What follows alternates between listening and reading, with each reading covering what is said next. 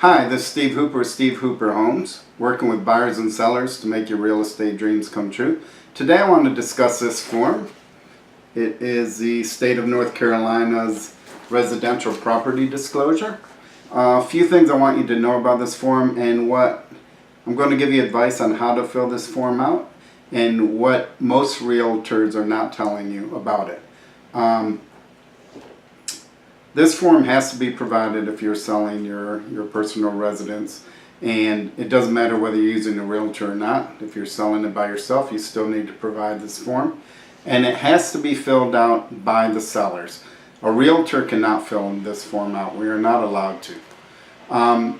The form asks a lot of questions about all sorts of areas of your home: the roof, any problems, plumbing, air conditioning, all types of questions throughout the 4-page document. And the best way that I can recommend for my clients to fill this form out, and I want you to understand why, is to mark every question no representation. Now, the reason for that is, as a realtor, it's my job to protect my clients. So if you're using me as your agent and you're listing this house, we want to put no representation on every single question. That's my advice to you. You fill out the form the way you want, but my advice to protect you to the best of my ability is to put no rep on every question. The reason for that is, if you happen to make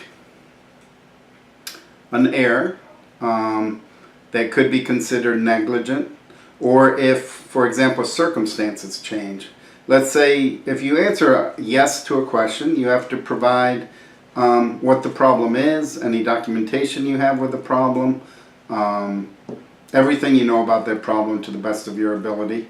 If you answer no to a question, let's say you said your roof's in great shape, it doesn't leak, there are no leaks, and we just had a hurricane hit, and now you do have a leak, and you know it, and you haven't been able to fix it yet. You have to change your property disclosure. So now there's a problem that you know of. You've got to change this property disclosure. And if you forget to do that,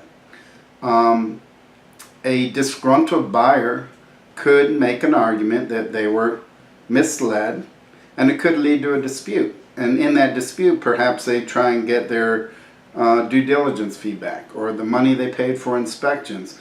It could lead to a problem, and we want to avoid problems when we are doing real estate transactions. Now, there are two parts to this that I recommend. One is you put no representation on every question. The second part is I have to educate the other side why. Why are we doing this? Why this is not a red flag, but it's to protect my client, which is my job. When I've educated the other side on why, they get it. Most realtors, when I talk to them, I do it in two ways. One, I put it in agent remarks, so they know that this property disclosure, to protect my sellers from innocent mistakes, we are putting no representation on every question. It's not a red flag, the property is in great condition, but this is the way we're going to fill it out. And then I talk to them verbally and explain why. So the education of the other side, of the buyer's realtor, and them educating their buyers, is why we are answering no representation. It's very important as well. And the second thing is, this could be the best looking property disclosure in North Carolina. It could be beautiful. You could answer every single question, be extremely detailed. It just looks pristine. But if I'm the buyer's realtor, and I hope all buyers, if they're buying a house, they're going to get a home inspection anyway. So regardless of what this says, of the condition of the roof and the condition of the plumbing and the AC, regardless of what you put on this, they are probably going to get a home inspection anyway, and they should. So they're going to check all this stuff out.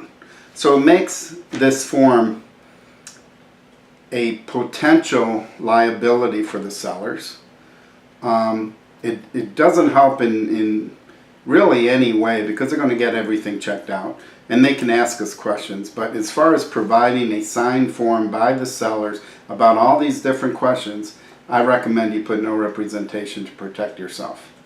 Now you could say, well, Steve, what if I just answer the questions I know and I put no rep on the questions I'm not sure of? It's up to you how you fill it out, but I recommend no rep on every single question. To me, that looks like more of a red flag than putting no rep on every question and explaining why you're doing it. If you want this is how I recommend you do it.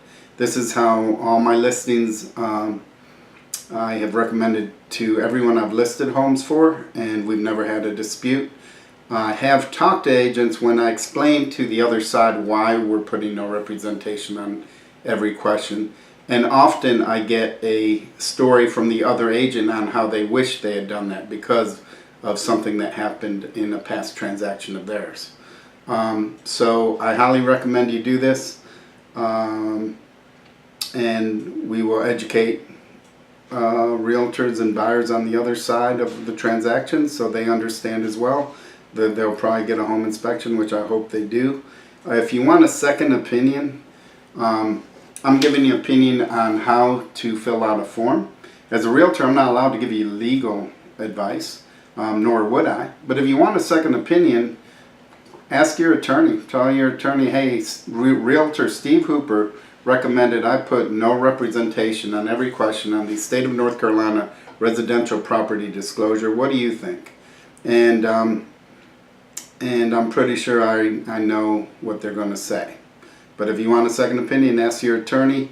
And I hope you enjoyed this video. Thank you for watching.